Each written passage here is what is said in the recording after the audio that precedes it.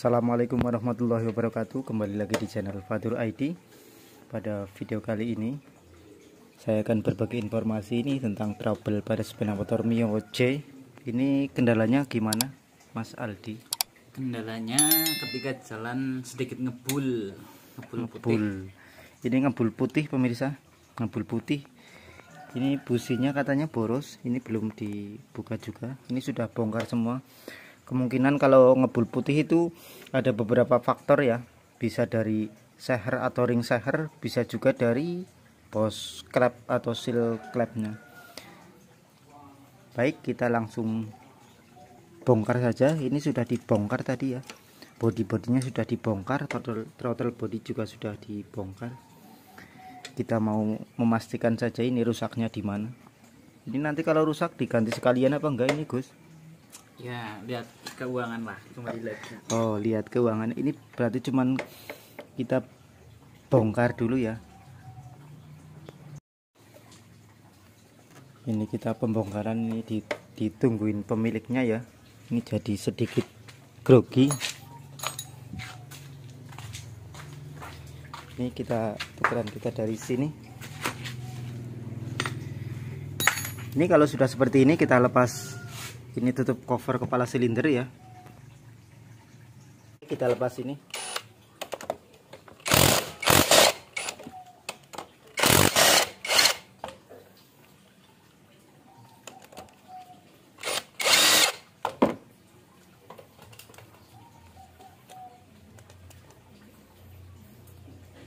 Ini bautnya ada ring sealnya ya.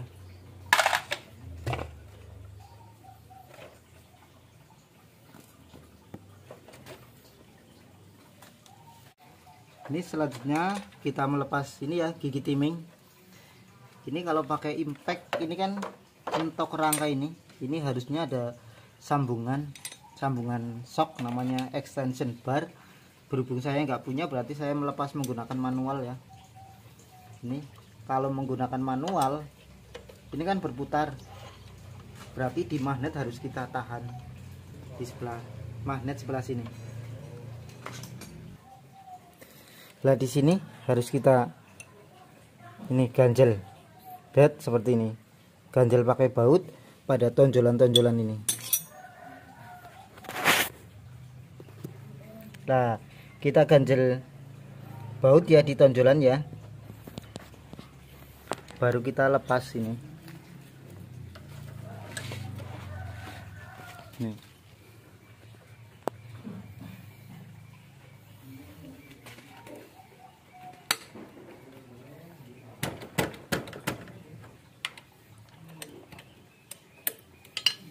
Nih. Ini baru bisa terlepas. Itu kalau melepas gigi timing dengan manual ya, atau enggak pakai impact. Ini sudah terlepas.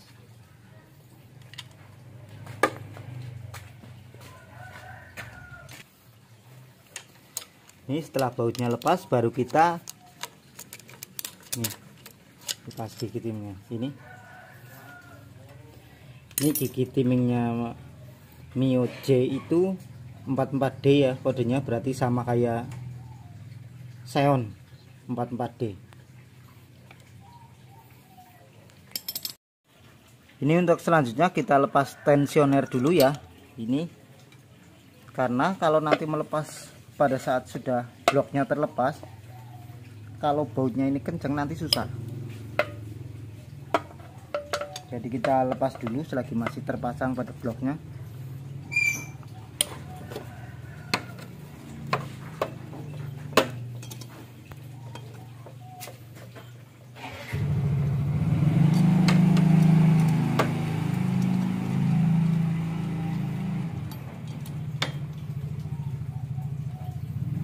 Ini tensionernya.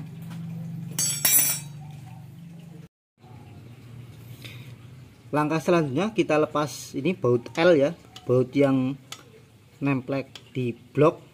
Ini menggunakan kunci L5. Ini dulu yang kita lepas. Ini kunci L5 saya sambung dengan kunci T ya, T8 biar lebih ringan.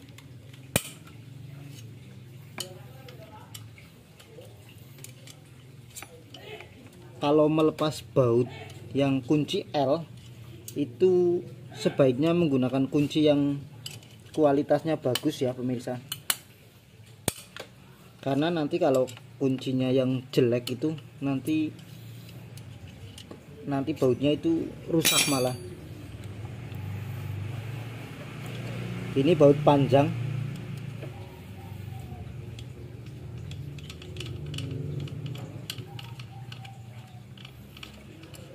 ini bautnya sebenarnya baut 6 mili, cuman ini model kunci L. Nih bautnya panjang, ini sekitar berapa ini 15 cm berarti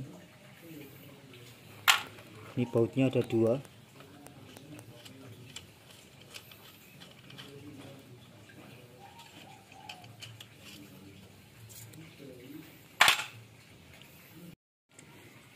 Ini untuk yang selanjutnya kita lepas, ini mur ya, mur tusuk sate kalau di bengkel bilangnya seperti itu. Ini mur yang bloknya lah, buat nempel ke blok kepala silinder ke crankcase-nya. Ini saya menggunakan impact saja karena mudah. Ini kunci shock 12 ya.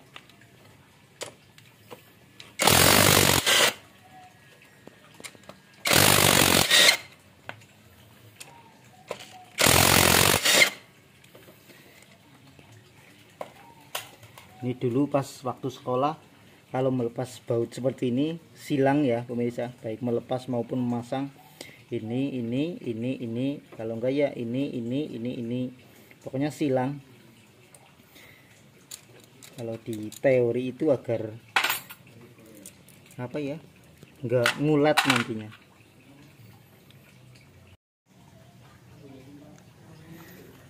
Oke, ini untuk baut sudah dilepas semuanya, mur juga sudah dilepas.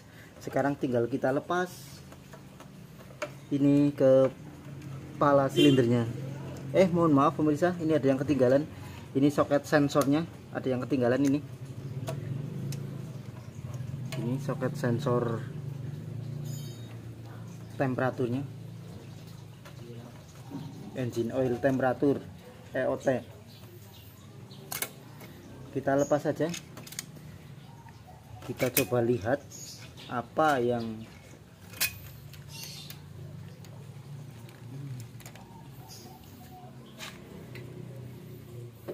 ini. Kita olinya masuk sini pemirsa, ini basah oli, tinggal kita cari tahu olinya masuk lewat mana. Ini businya jadinya itu hitam.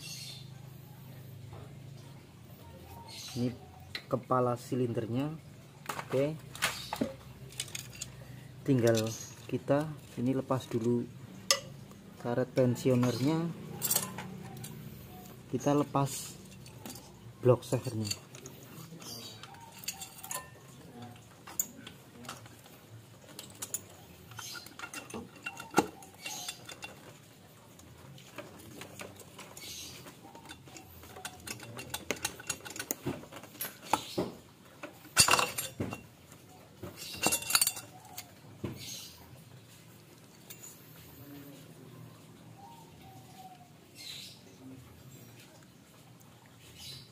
Ini kondisi blok silindernya pemirsa, ini sepertinya normal loh, maksudnya masih bagus. Ini belum ada goresan sama sekali ini. Ini kalau di kamera kelihatannya cuman bayangan ya, ini karena masih mulus, itu pantulan cahaya. Ini masih mulus pemirsa. Ini kondisi seher atau pistonnya pemirsa, ini juga di sininya masih mulus ya, belum ada goresan. Cuman di sini itu ring yang terakhir ini, ring olinya itu kotor sekali, juga tidak ngembang loh.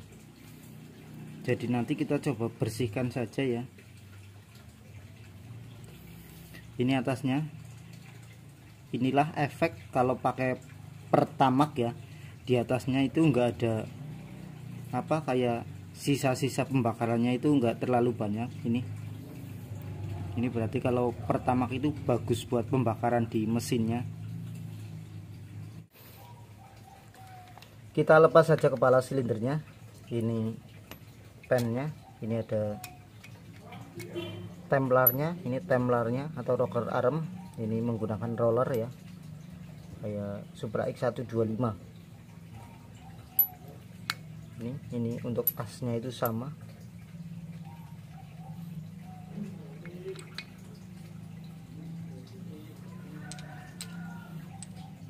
Ini juga sama in-nya. Ini kita lepas. Ini noken asnya juga masih bagus ya.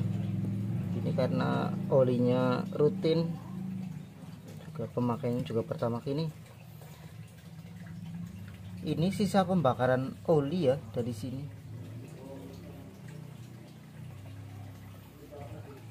Kalau di pistonnya itu bersih, berarti kesimpulannya itu menurut saya itu dari seal clapnya itu bisa bocor.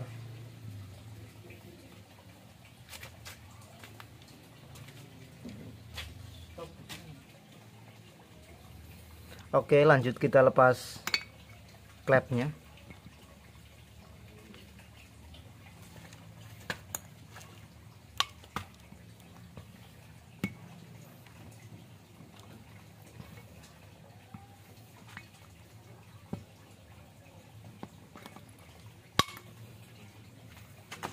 Nih,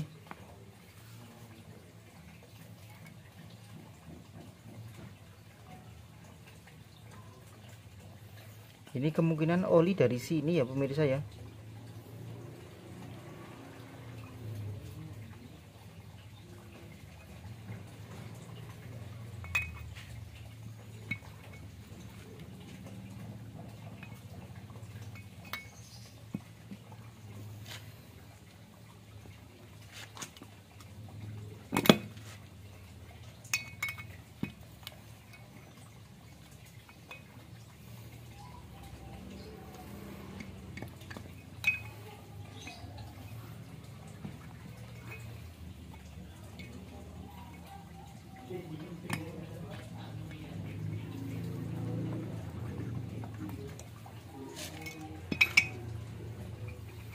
Ini pada saat melepas klep hati-hati ya.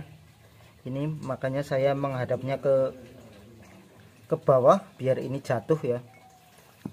Kalau ini dipukul seperti ini pakai palu, biasanya nanti dia akan loncat.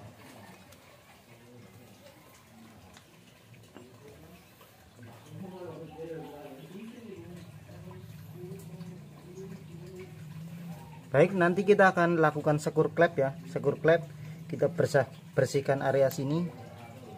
Kita lakukan penggantian seal klepnya juga sama ini. Karena ini enggak diganti ya, nanti saya bersihkan saja.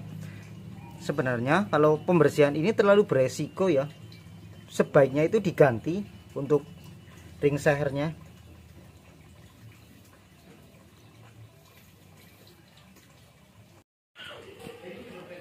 Ini kita bersihkan ring olinya pemirsa. Ini ya, ini seperti tadi yang saya bilang, ini kalau lebih bagusnya itu ganti ya. Kita sampaikan kepada yang punya motor, bagusnya itu diganti. Karena tidak mau diganti, kita bersihkan saja ini. Ini bagian yang ini kita nanti bersihkan pakai jarum ya.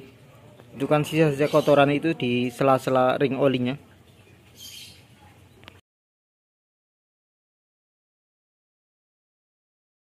Baik pemirsa, ini tadi semua sudah dibersihkan ya. Ini seal klepnya sudah kita ganti, juga sudah kita sekur.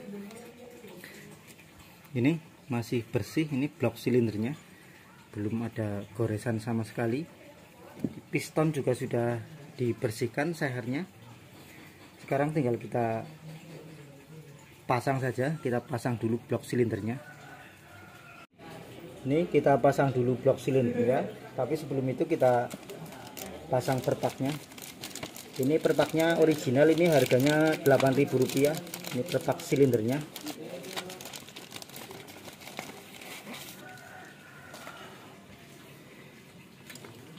Pastikan bagian sini sudah dibersihkan ya. Ini tadi sudah dibersihkan.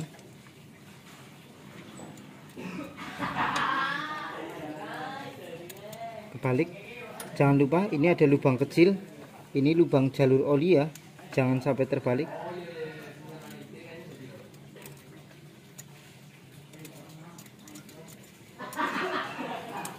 Nih kita sini.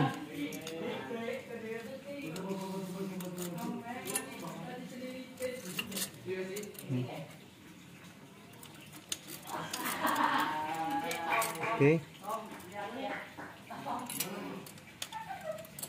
Nih setelah ini baru kita kasih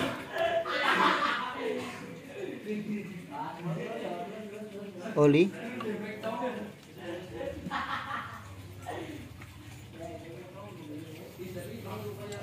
Kita pasang blok silindernya.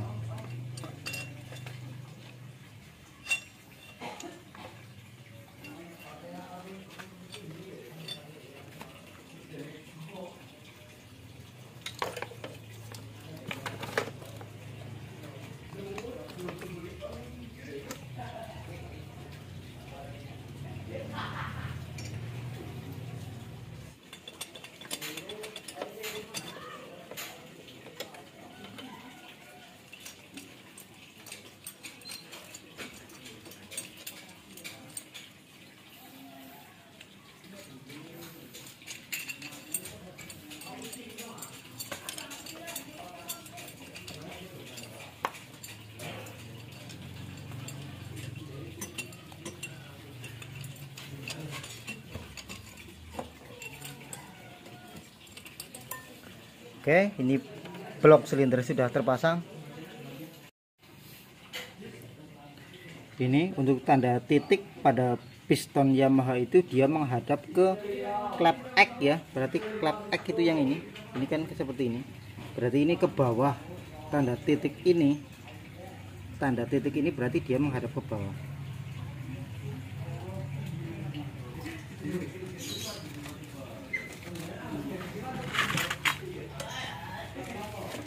Kita pasang kepala silindernya. Sebelum kita pasang kepala silinder, ini yang sering terlupakan, ini karet tensioner. Kita pasang dulu. Ini seperti ini. Baru kita pasang perpaknya. Ini perpak kepala silinder. Ini harganya 23.000. Ini yang asli, original. Kita pasang kepala silindernya.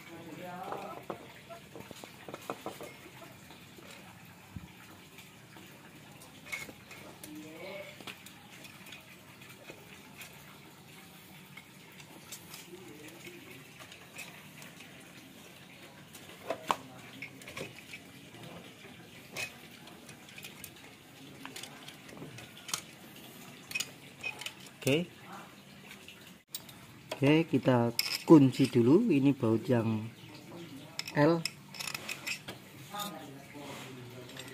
Ini kita masukkan bautnya, tapi jangan dikencangkan dulu ya. Yang penting bautnya masuk dulu, masuk ke draknya.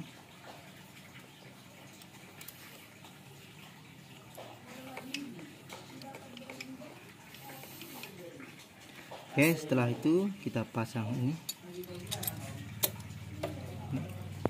Ini masangnya nggak bisa kebalik kayak gini, nggak bisa.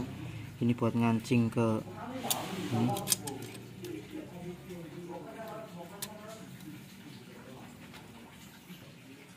Oke, kita pasang murnya.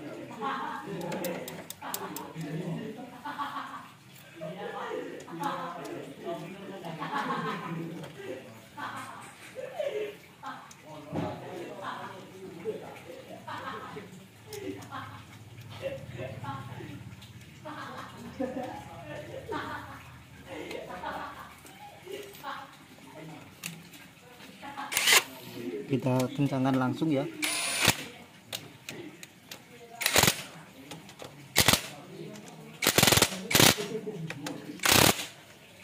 Oke, setelah ini baut tusuk satenya kencang, kita kencangkan baut yang L ya.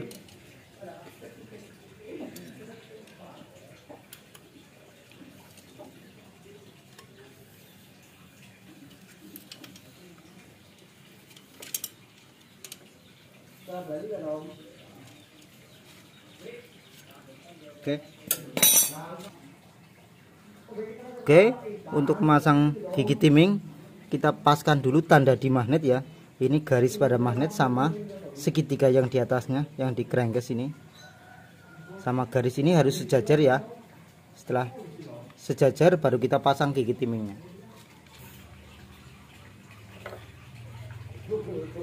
Sebelum memasang gigi timingnya kita pastikan ini noken as bisa berputar ya. Kalau noken as itu bisa berputar berarti dia sedang bebas. Baik, setelah itu kita pasang gigi timingnya seperti ini. Ini ada tanda garisnya. Tanda garis juga nanti ketemu garis ini. Garis di gigi timing ini yang 44D itu ada garisnya. Ketemu nanti garis ini. Itu wajib hukumnya ya.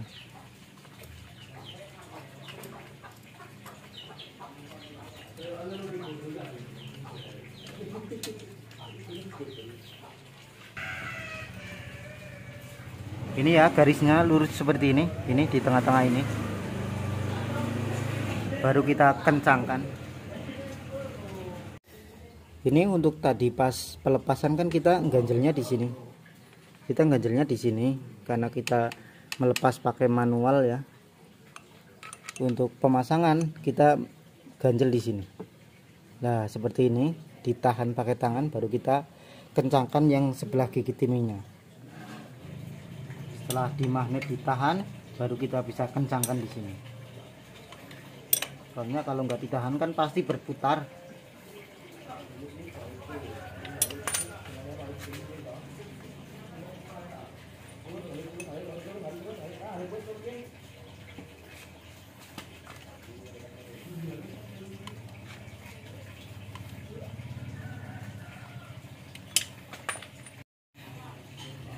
Kita pasang tensionernya. Sebelum dipasang tensioner kita kencangkan dulu ya dengan memasukkan obeng min ke dalam sini.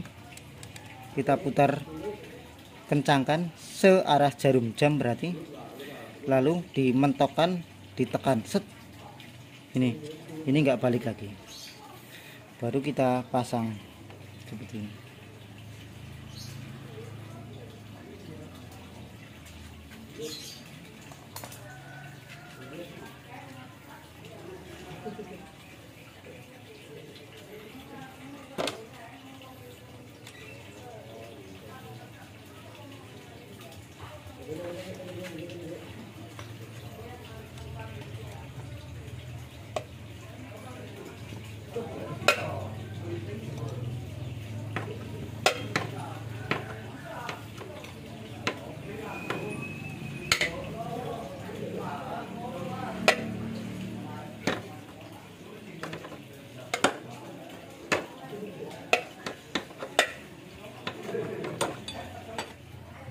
Nih setelah terpasang kita kendorkan tensionernya ya, berlawanan arah jarum jam, diputar nih, dia akan balik sendiri.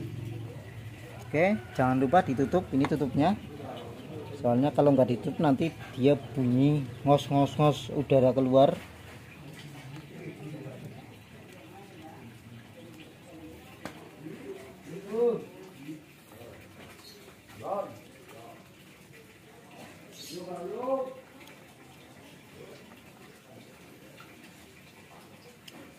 Baik, ini karena tadi sudah dilepas ya klepnya.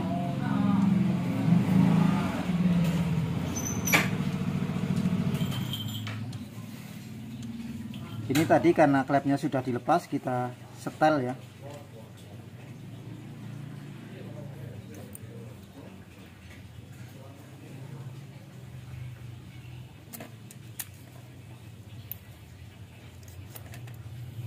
Ini kalau Yamaha itu lumayan besar ukurannya ya, 0,08. Innya, X-nya itu 0,10.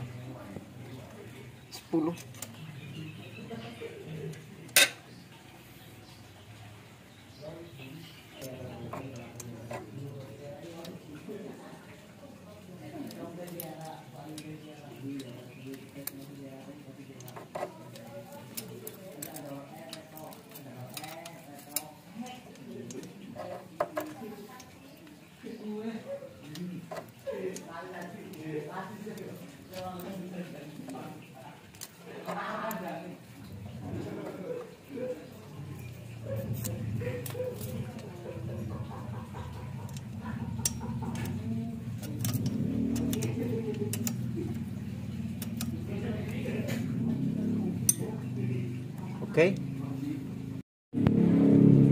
Ini tinggal pemasangan cover dan body-body ya. Untuk pemasangan nanti saya skip saja karena prosesnya juga lama. A few moments later. Baik, ini mesin sudah terpasang semuanya. Tinggal sebelum kita pasang cover-covernya kita coba dulu.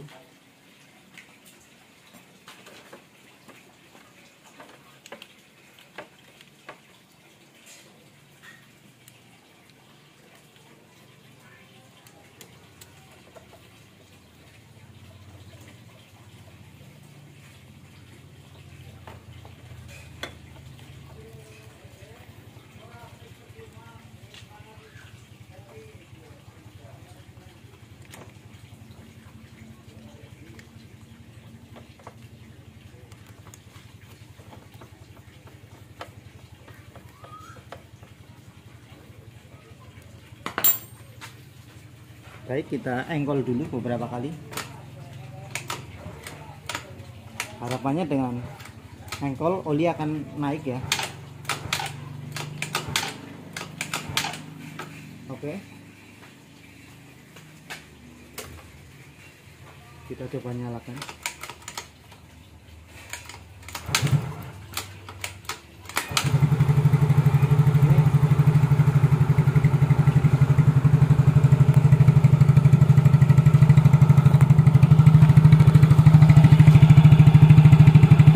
Ini sudah bersih ya pemirsa, tidak ada asap lagi. Untuk tadi di awal sebelum dibongkar kan ini ada asapnya putih tipis.